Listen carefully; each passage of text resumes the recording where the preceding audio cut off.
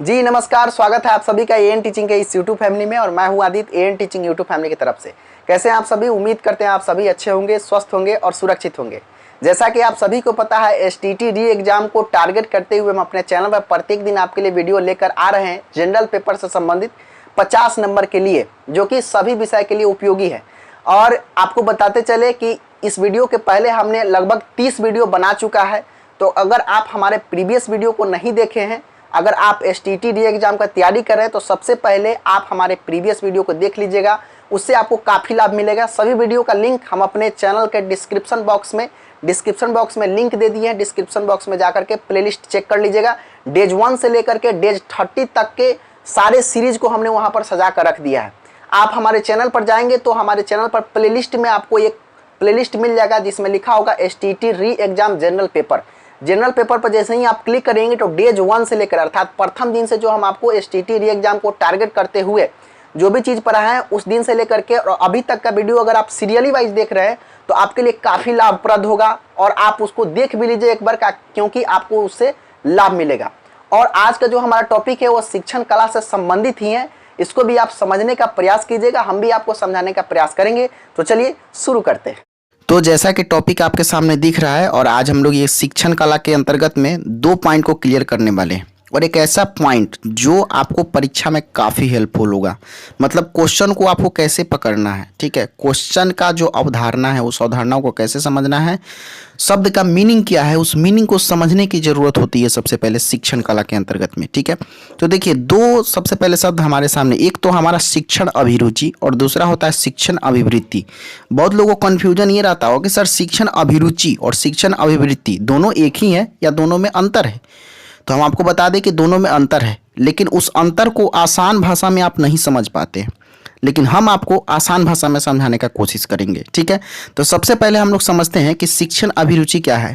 देखिए इसको हम लोग टीचिंग एप्टीट्यूड कहते हैं। ठीक है, यहाँ पर लिखा हुआ है, इसको हम लोग इंग्लिश में टीचिंग एप्टीट्यूड के नाम से जानेंगे। ठीक है, शिक्षण अभिरुचि के बारे में हमने लिखा है कि देखिएगा परिभाषा लिखे हैं कि एक शिक्षक को अपने छात्रों, पाठ्यक्रम, मनोवैज्ञानिक शिक्षण समस्याओं व शिक्षण वातावरण का ज्ञान होना शिक्षण अभिरुचि कहलाता है। मतलब कोष्ठ में हम एक चीज़ लिखे हैं बहुत ही सुंदर, खुद समझना। देखिए एक टीचर जो होता है ना, उस टीचर को छात्र का जो पाठ्यक्रम है, छात्र का जो करिकुलम है, जिस छात्र को वह पढ़ाने जा रहा है उसके पीछे उसका क्या साइकोलॉजी होना चाहिए, ठीक है, उसके पीछे जिस छात्र को हम पढ़ा रहे हैं उसको अगर शिक्षण से संबंधित कोई समस्या है तो उस समस्या को हम कैसे पहचानेंगे, या हमको अगर किसी छात्र को पढ़ाना है या किसी स्कूल में पढ़ाने हम जा रहे हैं तो वहाँ पर हमारा क्या वातावरण होना चाहिए, मतलब वातावरण का भी ज्ञान होना आवश्यक है। ठीक है, अर्थात इन सब चीज़ों को सीखना ही, खुद समझना ही शिक्षण अभिरुचि कहलाता है। क्लियर हुआ? मतलब सिंपल सी बात आप समझ लीजिए कि अगर आप एक टीचर है तो छात्रों को हमको क्या पढ़ाना है, कैसे पढ़ाना है, उसके लिए हमको मनोविज्ञान की क्यों ज़रूरत है, शिक्षण संबंधी समस्या को दूर करने के लिए हमारे पास क्या क्या उपाय होने चाहिए, अगर बच्चे नहीं पढ़ रहे हैं तो पढ़ाने का वातावरण हम बच्चों के सामने कैसे तैयार करें, इन सारे चीज़ों को खुद समझना क्या कहलाता है, शिक्षण अभिरुचि कहलाता है। इसको हम लोग टीचिंग एप्टीट्यूड कहते हैं। ठीक है, अब देखिए दूसरा हमारे सामने है शिक्षण अभिवृत्ति, जिसको बोलते हैं टीचिंग एटीट्यूड। इसमें कहा गया कि शिक्षण अभिवृत्ति में यहाँ पर थोड़ा सा गलत लिखा गया, यहाँ पर सुधार लीजिएगा आप लोग, यहाँ पर अभिवृत्ति लिखा गया। ठीक है, अभिवृत्ति आप लिख लेंगे। ठीक है, तो शिक्षण अभिवृत्ति में उपरोक्त समस्त ज्ञान का प्रयोग करना शामिल होता है। मतलब कोष्ठ में हम लिखे हैं समझाना। इसमें सबसे पहले आपको क्या करना है, समझना है, और इसमें आपको क्या करना है, समझाना है। मतलब कि आप शिक्षण अभिरुचि में जो कुछ भी सीखे हैं, ठीक है, उसको कैसे अप्लाई करना है, कैसे बच्चों को समझाना है, कैसे उसको यूज करना है ना, तो वो चीज़ हमारा कहलाता है शिक्षण अभिवृत्ति, शिक्षण एटीट्यूड। जैसे मान लीजिए कि आप एक टीचर हैं, और एक टीचर हैं तो टीचर को यह पता होनी चाहिए कि पाठ्यक्रम का, टीचर को तो सबसे पहले पाठ्यक्रम का ज्ञान होना चाहिए कि हाँ हमारा पाठ्यक्रम क्या है। अगर हम क्लास 3 के बच्चों को पढ़ा रहे हैं तो हम कैसे उसको पढ़ाएंगे, क्लास 5 के बच्चा के पढ़ाने के साथ में क्या हमारा रिएक्शन रहेगा। देखिए सभी कक्षा में में अलग अलग तरह का अब उसका जो है अभिरुचि बदलते जाता है। जैसे मान लीजिए कि एक हम आपको उदाहरण देते हैं, सिंपल सा उदाहरण। एक मान लीजिए कि पौधा, प्लांट के बारे में आपको पढ़ाना है। सिंपल सी बात समझिए, अगर आपको प्लांट के बारे में पढ़ाना है, पौधा के बारे में पढ़ाना है, इस पौधा टॉपिक को आपको 1 से 5वीं क्लास में भी पढ़ाना है। उसके बाद में अगर बात करें हम लोग तो 6 से 8वीं क्लास में भी पढ़ाना है, और इसी पौधा को आपको जो है +2 में पढ़ाना है। ठीक है, तीनों में टॉपिक पौधा ही है। ठीक है, जब 1 से 5वीं क्लास में हम जाएंगे बच्चों को पौधा पढ़ाने के लिए, तो वहाँ पर क्या करेंगे, बच्चों के सामने एक समझ लीजिए कि रियल नेचुरल जो है पौधा लेकर जाएंगे। और 1 से 5 क्लास का बच्चा है तो ऑब्वियसली उसका समझदारी तो कम होगा, तो उसके सामने लेकर जाएंगे, बोलेंगे बेटा बताओ ये क्या है, तो बच्चा बोलेगा सर ये पौधा है, ये प्लांट है। कोई बोलेगा सर ट्री है, कोई बोलेगा सर लीफ है, कोई बोलेगा जड़ है। तो उसी में से किसी बच्चा से पूछेंगे अच्छा बेटा ये बताओ क्या है, तो बोलेगा सर ये लीफ है। फिर जड़ को दिखाते हुए बोलेंगे बताओ ये क्या है, तो बोलेगा बच्चा सर जड़ है। मतलब अलग अलग तरह का उत्तर सभी बच्चा देगा। और उस प्लांट को जब आप लेकर क्लास में एंट्री करेंगे ना, तो बच्चा का एक अलग तरह का इच्छा शक्ति जग जाएगा पढ़ने के लिए। वो लगेगा कि हाँ सर पता नहीं क्या पढ़ाने वाले हैं, सर का पता नहीं क्या बताने वाले हैं, है ना। तो उस तरह से अब वहां पर प्लांट को हम पढ़ाने गए तो नेचुरल पौधा को लेकर गए। क्यों? क्योंकि 1 से 5 में वैसे ही व्यवस्था हमारा होना चाहिए कि हम जो है अगर पढ़ाने जा रहे हैं तो किस विधि से बच्चे समझेंगे ज्यादा, उस विधि का यूज करेंगे। तो ये चीज सीखने को हमको मिलता है शिक्षण अभिरुचि में। क्लियर ना।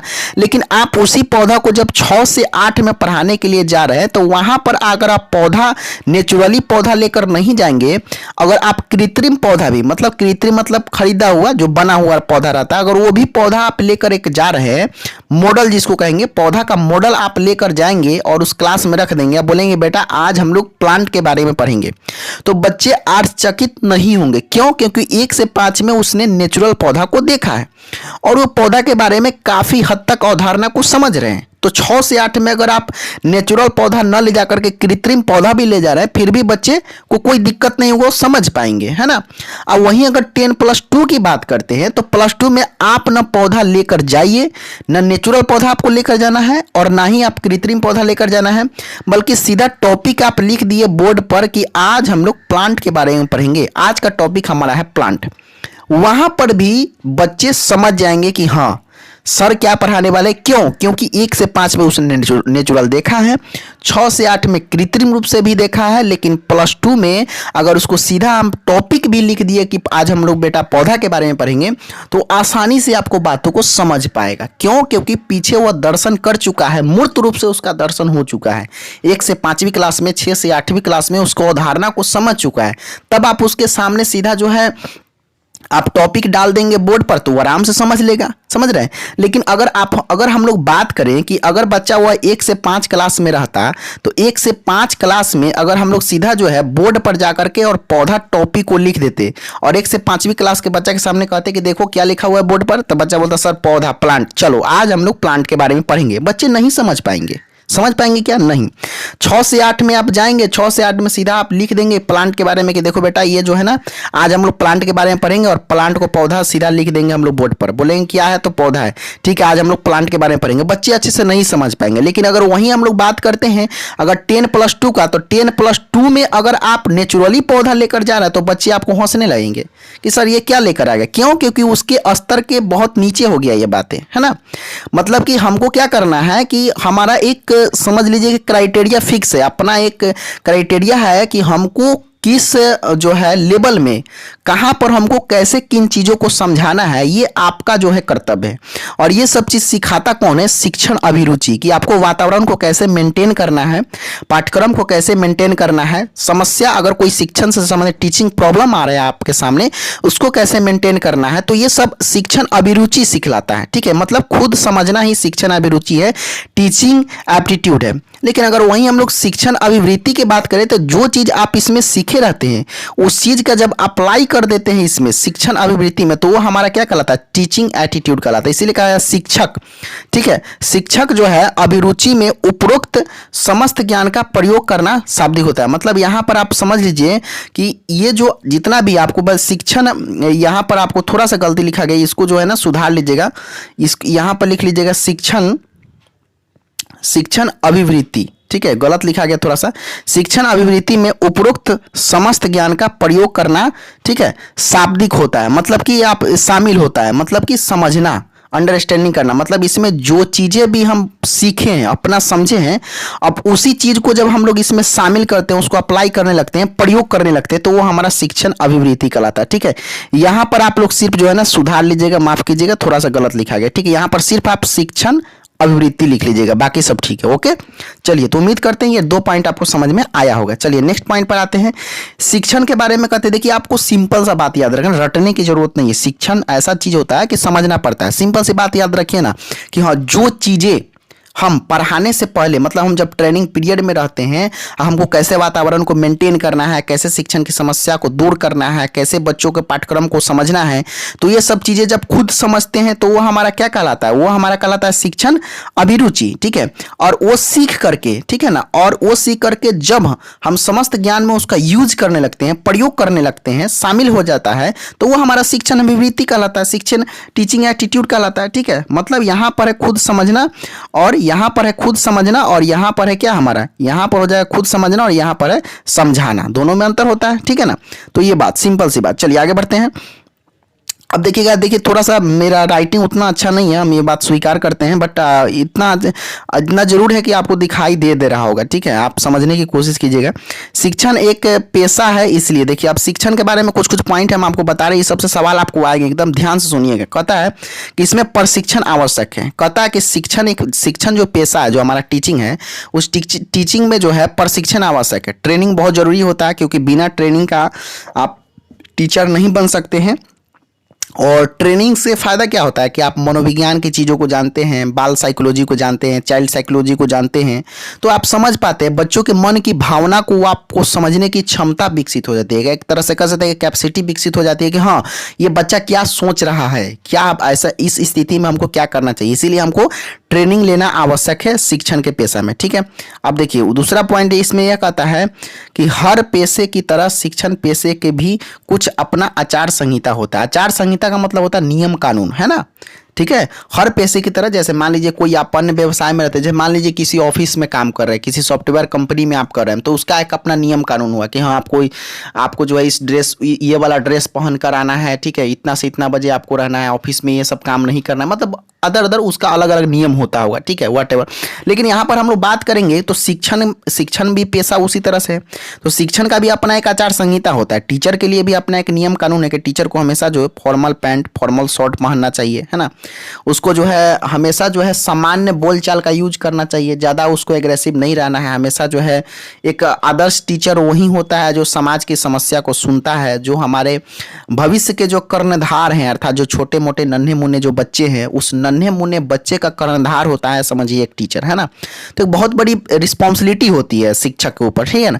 तो अपना एक उसका आचार संहिता है, अपना उसका एक नियम कानून है कि हमको कैसे रहना है, एक टीचर कैसा दिखना चाहिए, ठीक है ना, टीचर का पहनावा कैसा होना चाहिए, ठीक है ना, टीचर बोलने में कैसा होना चाहिए, टीचर का व्यवहार कैसा होना चाहिए, टीचर का बिहेवियर कैसा होना चाहिए। तो वो अपना एक उसका आचार संहिता है, ये पॉइंट आप याद रखिएगा। ठीक है, अब देखिएगा इसमें नेक्स्ट पॉइंट क्या कहता है, कभी भी शिक्षक पेशे में हड़ताल करना शोभा नहीं देता है, क्योंकि शिक्षण एक सम्मानजनक पेशा है। ठीक है, ये भी बात आपको शिक्षण के अंतर्गत में कहा गया। अब ये सब बातें हम आपको एक कहानी लग रहा होगा आपको, ठीक है, लेकिन यही कहानी आपसे जो है ना क्वेश्चन में पूछेगा निश्चित रूप से। कहानी इसलिए लग रहा हो क्योंकि हम कहानी के जैसे आपको पढ़ा रहे हैं, कहानी के जैसे हम आपको बता रहे हैं। तो बस आपको अगर आप इस कहानी को ध्यान में रखेंगे ना, तो आपका शिक्षण कला नहीं छूटेगा। शिक्षण कला है क्या, एक कहानी ही है। ठीक है, एक प्रकार का समझ ही है, एक प्रकार का अंडरस्टैंडिंग है। रटने से कुछ नहीं होगा, शिक्षण कला कभी रटने से आया नहीं किसी को, है ना।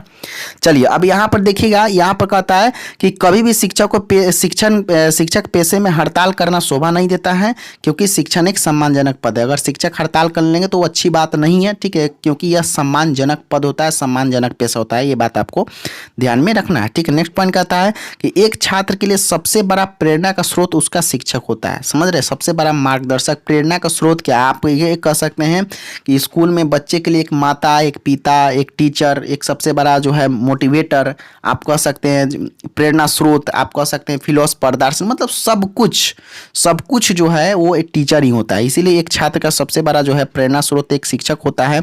छात्रों में अच्छी आदत डालने के लिए कहानी, कविता, भाषण, उपदेश, नाटक आदि अधिक उपयोगी नहीं है, बल्कि शिक्षण का अनुकरणीय आचरण उपयोगी है। देखिए बहुत ही इंपॉर्टेंट बात कहा गया, इस बात को समझने की कोशिश कीजिए। कहता कि एक छात्र जो है ना, एक छात्र का सबसे बड़ा प्रेरणा स्रोत उसका शिक्षक होता है। मतलब कि आप जैसा करेंगे टीचर वैसा करेगा। इसमें कहता है कि किसी छात्र में आपको अगर अच्छा आदत डालना है, ठीक है, तो वो कभी आपको कहानी से, कविता से, भाषण देने से, उपदेश देने से नहीं, मतलब बच्चे हमारे सामने हैं उसको बोलेंगे कि हाँ तुम ऐसा करो, तुम जो है गलत काम नहीं करो, ठीक है, झूठ मत बोलो, ठीक है, धूम्रपान नहीं करना चाहिए, सिगरेट नहीं पीना चाहिए, ठीक है, अलग अलग तरह की बातें उसको बता रहे हैं, मतलब उपदेश दे रहे हैं, थेसिस कहते हैं ना, थेसिस दे रहे हैं उसको, ठीक है। और उसके बाद में पता लग रहा है कि टीचर जो है खुद वो काम कर रहा है, ठीक है, और बच्चा उसको देख रहा है कभी ना कभी, ठीक है, तो उसके ऊपर कोई प्रभाव ही नहीं पड़ेगा बच्चों के ऊपर। आप बोलते जाएंगे वो इसका आंसर सुनेगा, उसका आंसर निकाल देगा।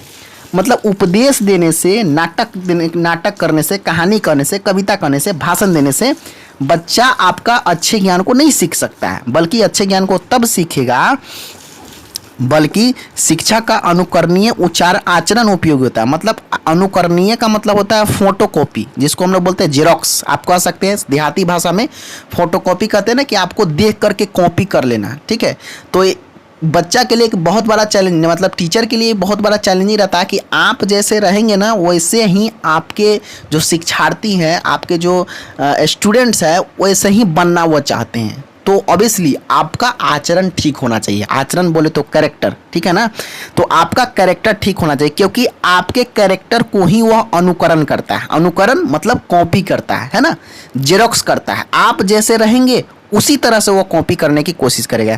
तो भाषण देने से, आपको कह दे कविता कहने से, कहानी कहने से, उपदेश देने से अच्छा आचरण उसमें विकसित नहीं होगा। आप अपना आचरण अच्छा रखिए, बच्चे स्वयं आपको अनुकरण करके वो अपना आचरण अच्छा कर लेंगे। वो जानेंगे कि देखिए मेरे टीचर कितने अच्छे हैं, मेरे टीचर कितने अच्छे हैं, कि मतलब ये आज जो है इनका नाम है इतना, इनका शोहरत जो है दुनिया में सभी लोग कहते हैं कि अच्छे टीचर है, बढ़िया टीचर है, ठीक है। तो हमको ऐसे ही हमारे सर की तरह भी हमको बनना है, ठीक है।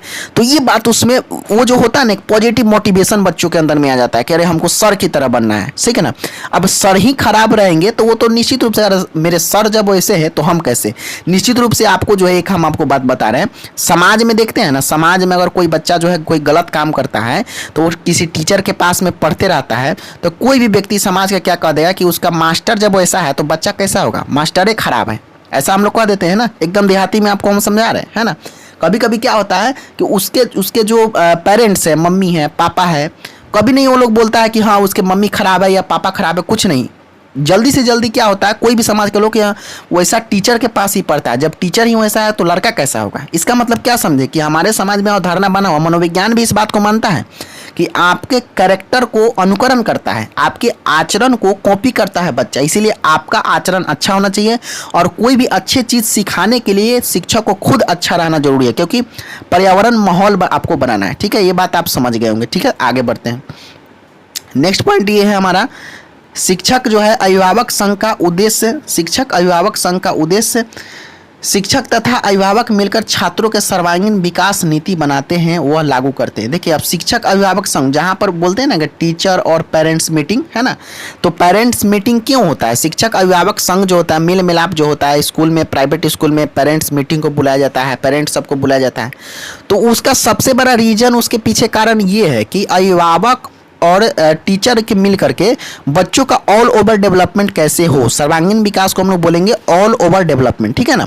तो ऑल ओवर डेवलपमेंट की नीति बनाते हैं। अगर मान लीजिए कोई वैसे जो है आप आमने सामने इंटरेक्शन होता है कि गार्जियन है और शिक्षक है, तो गार्जियन भी अपना प्रॉब्लम बताते हैं कि हाँ सर ये ऐसा करता है, इसको पढ़ने में यहाँ पर प्रॉब्लम है, मैथ में बहुत ज़्यादा कमज़ोर है। अच्छा सर ये बताइए अगर ये मैथ में ज़्यादा तेज है तो बताइए आगे इसको क्या कराना चाहिए।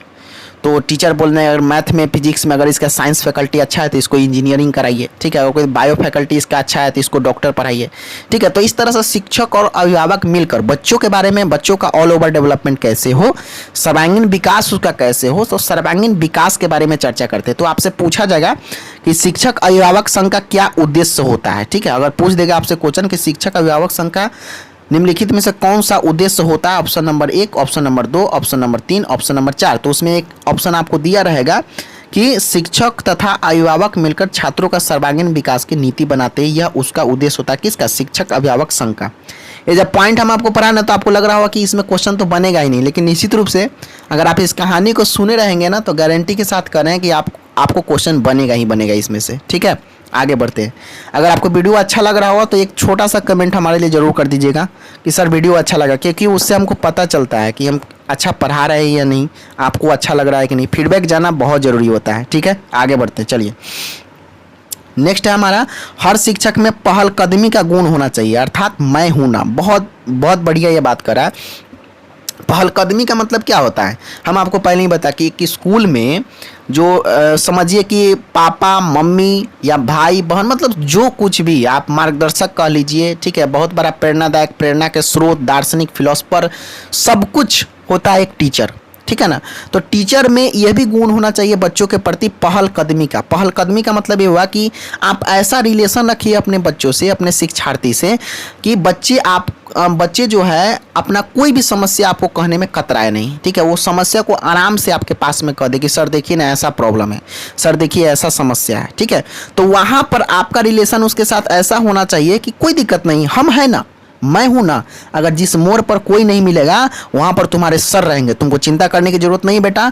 अगर तुमको मैथ में प्रॉब्लम है, कोई बच्चा बोलता है सर देखिए ना मेरा मैथ तो बहुत कमजोर है, सर कैसे होगा, बोर्ड एग्जाम हमारा आ रहा है सर, अरे कोई बात नहीं है, हम है ना, हम है, वो होता है हम है ना, मैं हूं ना।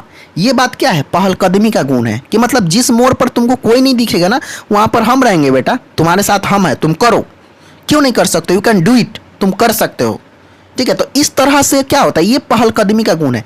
बच्चा को ऐसा लगा कि चलो सर मेरे साथ हैं, और सर जब मेरे साथ है तो हम कुछ भी कर सकते हैं, तो वो होता है हमारा पहलकदमी, ठीक है ना। पहलकदमी का मतलब हुआ मैं हूं ना, हम है ना, जिस मोड़ पर कोई नहीं वहां पर हम है ना बेटा, तुम मेहनत करो, तुम्हारे पीछे हम हैं। तो ये क्या होता है, ये पहलकदमी होता है, ठीक है।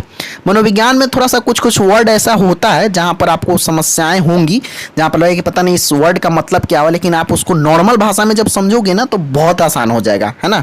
और उसी तरह से हम आपको समझाने का कोशिश भी करते हैं। हमको नहीं पता कि हम कैसा बोलते हैं, आपको अच्छा लगता है या नहीं लगता है, ये मुझे नहीं पता है, बट मेरा जो तरीका है पढ़ाने का उसी व्यू में हम आपको पढ़ाएंगे। हमको यही अच्छा लगता है और हम उम्मीद करते हैं कि ऐसे में ही आपको समझ में आता होगा, है ना। अगर आपको देखिए कि मनोवैज्ञानिक दृष्टि से केवल हम आपको पढ़ाने लगे, हालांकि साइकोलॉजी दृष्टि से हम आपको पढ़ा सकते हैं, लेकिन हम वैसे नहीं पढ़ाते और उसके पढ़ाने में हमको इंटरेस्ट भी नहीं आता। हमको लगता है ऐसा कि सामने वाला स्टूडेंट हमारी बात को समझ ही नहीं पा रहा है ना। इसीलिए हम नॉर्मल भाषा में आपको समझाने की कोशिश करते हैं। अब जैसे सीधा यहाँ पर पहलकदमी लिखा हुआ था तो पहलकदमी कहकर और निकल जाते, तो आपको पता ही नहीं चलता कि पहलकदमी क्या है, पहलकदमी का मतलब क्या हुआ। लेकिन वही बात हम 2-3-4 उदाहरण आपको दे दिए कि मैं हूं ना, हम है ना, तो अब ये बात आपके दिमाग में सेट हो गया कि हाँ पहलकदमी का मतलब क्या होता है ना। तो इस तरह से कुछ हिंदी वर्ड ऐसे होते हैं जिसको हम बिल्कुल देहाती में समझाने की कोशिश करते हैं, क्योंकि अधिकांशतः लोग ऐसे होते हैं जो बिहार के ही होंगे हमारे, ठीक है, क्योंकि एसटीईटी का एग्जाम है तो आपको बिहार के लोग ही इसका एग्जाम दे रहे होंगे। तो इसलिए हम जो है ना नॉर्मल, और शिक्षण पढ़ाने का मेरा तरीका भी यही है कि हम हमेशा नॉर्मल ही पढ़ाते हैं, सीटेट के लिए भी पढ़ाते हैं, स्टेट के लिए भी पढ़ाते हैं, सभी के लिए नॉर्मल पेडागोजी इसी तरह से पढ़ाते हैं। चलिए आगे बढ़ते हैं। नेक्स्ट पॉइंट है कि एक शिक्षक का सबसे उत्तम अध्यापन गुण उसकी संप्रेषण क्षमता, संचारण क्षमता, अभिव्यक्ति की क्षमता, अभिव्यंजना की क्षमता आदि है। मतलब आप समझ लीजिए कि टीचर, सबसे अच्छा टीचर वही होता है। संप्रेषण को बोलते हैं हम लोग कम्युनिकेशन, है ना। तो कम्युनिकेशन स्किल कहते हैं ना, संप्रेषण कौशल आपका अच्छा होना चाहिए, संप्रेषण क्षमता आपका, संप्रेषण कम्युनिकेशन कैपेसिटी आपका अच्छा होना चाहिए, ठीक है। संचारण, अभिव्यक्ति क्षमता, अभिव्यक्ति क्षमता का मतलब क्या होता है, आपके अंदर जो है, अभिव्यक्ति का मतलब क्या होता है कि आपके अंदर जो है उसको कैसे आप दूसरे के सामने इंट्रोड्यूस कर रहे हो, वो होता है हमारा अभिव्यक्ति। मतलब आपके मन में जो चल रहा है, मन में जो है उसको बाहर निकालना ही अभिव्यक्ति कहलाता है। तो आपका अभिव्यक्ति क्षमता भी अच्छा होना चाहिए। एक अच्छे टीचर वही है जिसका कम्युनिकेशन स्किल अच्छा है, जिसका ये कह सकते हैं रिप्रेजेंटेशन कैपेसिटी अच्छा है, वो दूसरे के सामने अपने आप को कैसे प्रेजेंट कर रहा है वो अच्छा है। ठीक है, एक टीचर का गुण ये नहीं होता कि आप बहुत ज़्यादा पढ़े लिखे हो, आप बीएड किए हो, एमएड किए हो, 10 साल का आपके पास में एक्सपीरियंस है, लेकिन हो सकता है कि आपका संप्रेषण स्किल अच्छा नहीं हो सकता है आपका कम्युनिकेशन स्किल अच्छा नहीं हो। तो उस संबंध में क्या करना पड़ेगा, टीचर का सबसे बड़ा जो है ये गुण होना चाहिए कि आप कितना पढ़े उससे मतलब नहीं है, आप जो पढ़े हैं उस चीज़ को बच्चों को समझा पा रहे हैं या नहीं, है ना, ये सबसे बड़ा गुण है। और यही होता है हमारा कम्युनिकेशन स्किल, संप्रेषण कौशल जिसको कहते हैं ना।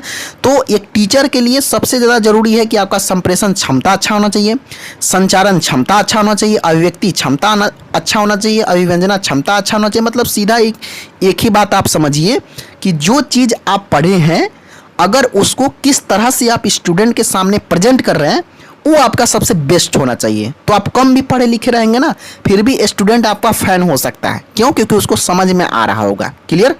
तो ये है। ठीक है, नेक्स्ट पॉइंट। अब ये सबसे क्वेश्चन आपको जरूर पूछा जाएगा, ध्यान रखना डियर।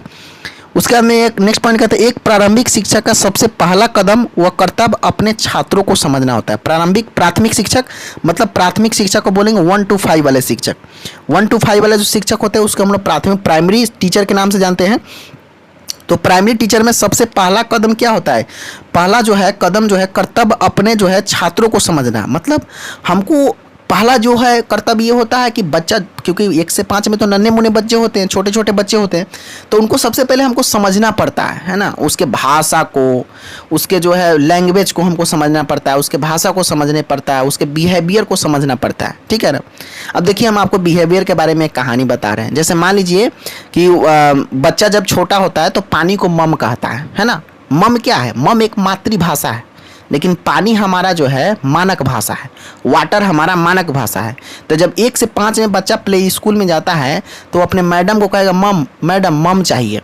ठीक है ना। तो मम चाहिए मतलब पानी। अब उसके भाषा को समझना होगा कि ये मम कह रहा है, इसका मतलब ये पानी मांग रहा है। तो मैडम जो है बोलेगी कि ठीक है ला रहा है बेटा, और बच्चों को जो है वो पानी पिलाते हुए उसके कानों के पास में यह बात कही कि बेटा इसको तो मम कहते ही कहते हैं, लेकिन इसे हिंदी में हम वाटर कहते, हिंदी में पानी कहते हैं और इंग्लिश में हम इसे वाटर कहते हैं। बच्चा पानी उस दिन पी लेगा और दूसरा दिन फिर से बोलेगा मैडम मम चाहिए। ठीक है ना।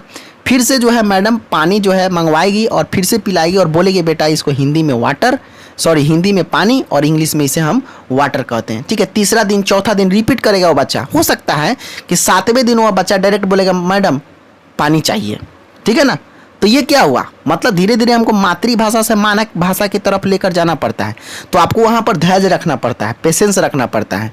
अब हो सकता है वो पेशेंस केवल लेडीज में होता है, ठीक है, केवल महिलाएं में होती है। इसीलिए 1 to 5 में जो भी आपको क्लासेस चलता है प्ले स्कूल में उसमें ज़्यादा जो है मैडम या मिस का बहाली होता है। ठीक है। टीचर जो प्राइवेट स्कूल देखते होंगे उसमें टीचर का बहाली बहुत कम होता है। क्यों? क्योंकि उनके पास पेशेंस नहीं रहता। आप सोचिए ना खुद से, अगर आप जो है पुरुष है तो आप सोचिए कि 2 दिन तो आप समझा दीजिए कि बेटा इसको मम को हम जो है वाटर कहते हैं इंग्लिश में और पानी कहते हैं हिंदी में, लेकिन तीसरा दिन जैसे ही वो मांगेगा तो हो सकता है कि आप उसको दंड दे देंगे, पनिशमेंट दे देंगे, है ना, मार देंगे, पीट देंगे, जो अच्छी बात नहीं है।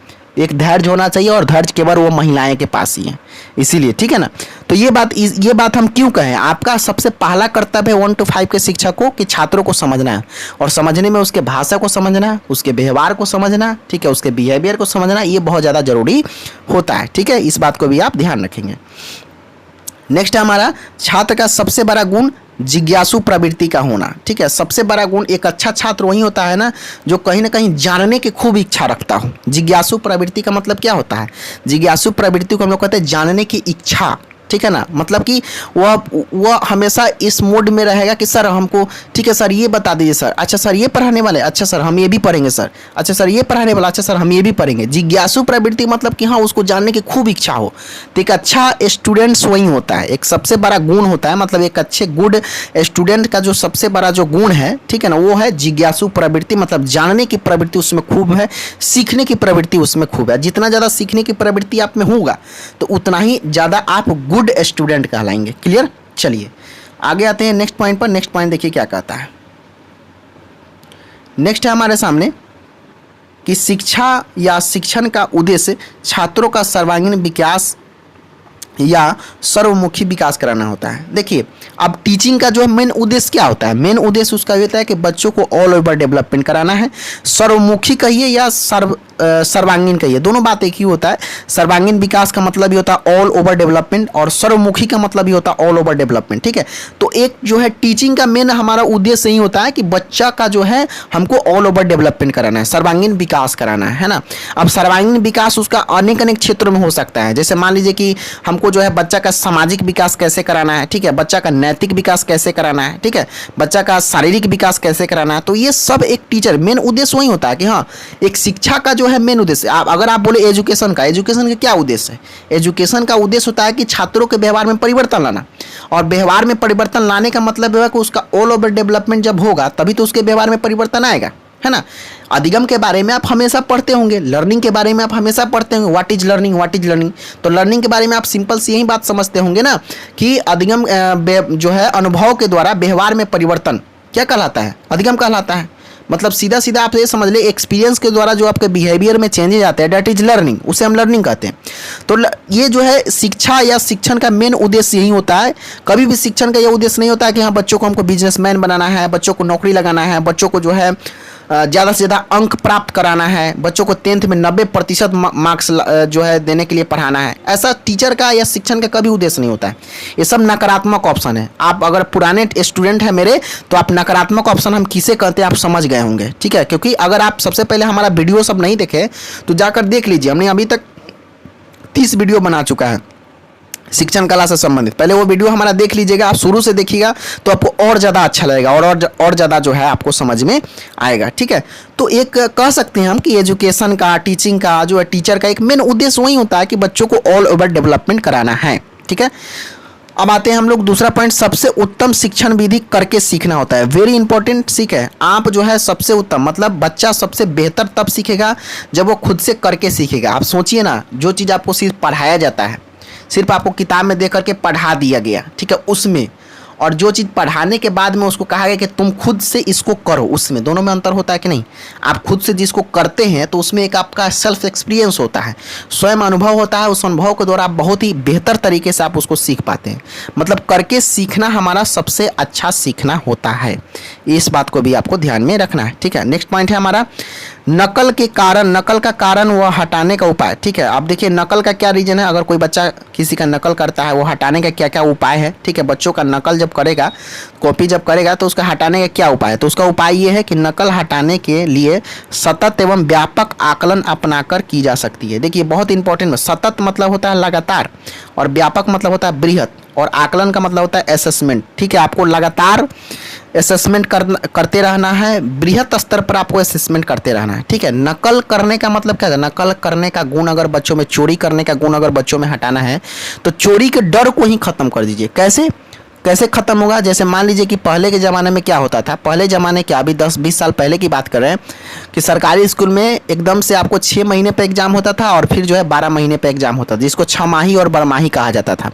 लेकिन आज के डेट में देख रहे हैं स्कूली प्रवृत्ति में आज का जो परीक्षा लेने का तरीका बदल गया है। देखते हैं साप्ताहिक टेस्ट होता है, मंथली टेस्ट होता है, 3 महीने पे टेस्ट होता है, फिर 6 महीने पे टेस्ट होता है, फिर 12, मतलब हमेशा टेस्ट होते रहता है। तो इससे बच्चे में नकल करने की प्रवृत्ति स्वयं खत्म हो जाता है। उसको हमेशा टेस्ट देना है, तो पढ़ने पर कहीं ना कहीं वो मजबूर हो जाता है कि अरे सप्ताह में भी टेस्ट है, फिर मंथली में भी टेस्ट है, फिर 3 महीने, कितना नकल करेंगे। तो नकल करने की जो आदत है ना, वो खत्म करने का सबसे अच्छा जो उपाय है वो आपको जो है हमेशा क्या करते रहिए, सतत, लगातार, व्यापक, मतलब बृहत स्तर पर आप उसको असेसमेंट करते रहिए। असेसमेंट का मतलब, आकलन का मतलब होता है जांचना कि हम बच्चा कहाँ तक सीखा है, कितना सीखा है, उसको बोलते हैं हम लोग असेसमेंट, जिसको हम लोग बोलते हैं आकलन, ठीक है। नेक्स्ट है हमारा, नेक्स्ट देखिए क्या कहता है, एडम्स और रॉस के अनुसार शिक्षण एक द्विकोणीय प्रक्रिया है, जबकि जॉन ड्यूबी तथा एडम्स के अनुसार शिक्षण एक त्रिकोणीय प्रक्रिया है। अब इस बात को आप ध्यान रखना है, ठीक है। एडम्स और रॉस ने ये बातें कही थी कि पहले द्विकोणीय प्रक्रिया, त्रिकोणीय प्रक्रिया, इस सब के बारे में हम आपको पढ़ाए हैं। अगर आप हमारा वीडियो नहीं देखे हैं तो आप जा करके देख लीजिए बाल केंद्रित शिक्षा क्या होता है, टीचर सेंटर्ड एजुकेशन क्या होता है, शिक्षक केंद्रित शिक्षा क्या होता है, सभी के बारे में बहुत बेहतर तरीके से, बहुत ही अच्छे तरीके से हमने पढ़ाया, बिल्कुल समझ में आपको आ जाएगा आप अगर हमारा वीडियो देख लेंगे तो। ठीक है, सारे वीडियो का लिंक हम आपको प्ले लिस्ट में दे दिए हैं। ठीक है, वहाँ पर जाकर डेज 1 से लेकर के शुरू से आप जो है ना डेज 1 से, परीक्षा से पहले डेज 1 से लेकर के डेज 30 तक के वीडियो को आप देख लीजिए, बहुत फायदा करेगा आपके लिए। ठीक है, तो यहाँ पर जॉन डीवी देखिए, ये जो एडम्स महोदय, रॉस महोदय ने पहले कहा कि द्विकोणीय प्रक्रिया, द्विकोणीय प्रक्रिया में किसको रखा गया, एक तरफ बालक रहेगा और एक तरफ क्या रहेगा, शिक्षक रहेगा। ये हो गया हमारा बालक और एक तरफ हो गया शिक्षक। ठीक है, इसके बीच में कोई जो है, समझिए कि जो टीचर कहेगा वो बालक को मानना है, मतलब ये सत्तावादी शिक्षा के नाम कहलाता था। इसको हम लोग शिक्षक केंद्रित शिक्षा के नाम से भी जानते थे। लेकिन जैसे ही जॉन डीवी महोदय ने बहुत जोर दिया और कहा कि नहीं, एक तरफ बालक भी रहेगा, शिक्षक भी रहेगा, उसके साथ साथ में पाठ्यक्रम भी रहेगा। ठीक है, बालक, शिक्षक और पाठ्यक्रम भी साथ साथ रहना चाहिए। ठीक है, जिसमें आपको ये कह सकते हैं कि बालक और टीचर जो है सजीव होता है और ये पाठ्यक्रम जो है हमारा निर्जीव होता है। लेकिन कहीं ना कहीं दोनों के बीच में एक रिलेशन बनाने का जो काम करता है ना, वो पाठ्यक्रम ही करता है, जिसको हम लोग कैरिकुलम कहते हैं ना। तो इसीलिए त्रिकोणीय देखिए, त्रिकोणीय हो गया कि नहीं, एक बालक, एक टीचर और उसके बाद में क्या, पाठ्यक्रम, है ना।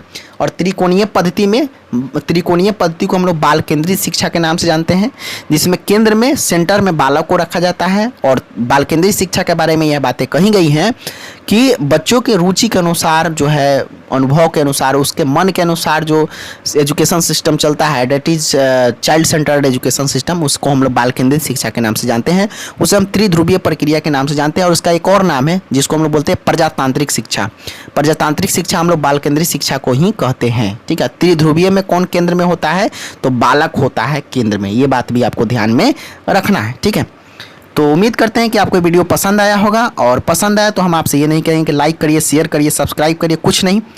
बस आपको अगर अच्छा लगता है तब आपको करना है, नहीं अच्छा लगता है तो कोई दिक्कत नहीं, आप हमारे वीडियो को डिसलाइक भी कर सकते हैं। अगर अच्छा नहीं लगता है तो, अगर आपको लगता है कि हाँ सर हमारे लिए मेहनत कर रहे हैं, हमारे लिए अच्छा हो रहा है, तब हमारे आप चैनल को सब्सक्राइब भी कर सकते हैं, लाइक भी कर सकते हैं, जो भी करना है कर सकते हैं। ठीक है, लेकिन हाँ एक रिक्वेस्ट छोटा सा आपके सामने हम जरूर रखेंगे, क्योंकि अभी STET का री एग्ज़ाम होने वाला है, तो हम चाह रहे हैं कि हमारे वीडियो से काफ़ी लोगों को फ़ायदा मिल जाए। ठीक है, तो आप अपने दोस्तों के पास इसे शेयर जरूर कर दीजिए। क्यों? क्योंकि अभी ज़रूरी है उनके लिए। ठीक है, अगर हो सकता है हमारा वीडियो उनके पास में जाए तो हम उम्मीद करते हैं ऐसा कि 1 नंबर, 2 नंबर, 4 नंबर, 5 नंबर उनको ज़रूर फ़ायदा हो जाएगा, लाभ मिल जाएगा। तो प्लीज़ आप अपने दोस्तों के पास इसे शेयर कर दीजिएगा। अब उनके ऊपर है कि हमारे चैनल को वो सब्सक्राइब कर रहे हैं कि नहीं, लाइक कर रहे हैं कि नहीं, वो आपको नहीं करना है, बस शेयर जरूर कर दीजिएगा, क्योंकि उनको पता लग जाए।